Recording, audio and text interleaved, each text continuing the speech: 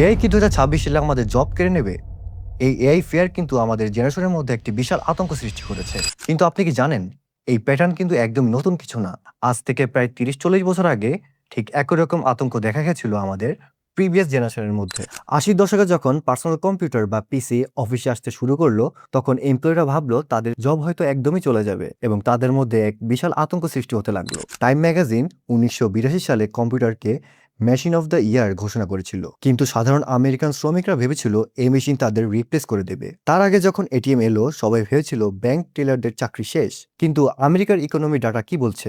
ATM আসার ফলে ব্যাংকের খরচ কমে গেল, ব্যাংকের শাখা বাড়লো, উল্টো ব্যাংক টেলারদের চাকরির সংখ্যা কমার বদলে আরো বেড়ে গেল। কম্পিউটার আসলে চাকরি খায়নি, বরং পুরো বিশ্বকে একটি ডিজিটাল ওয়ার্ল্ড উপহার দিয়েছে।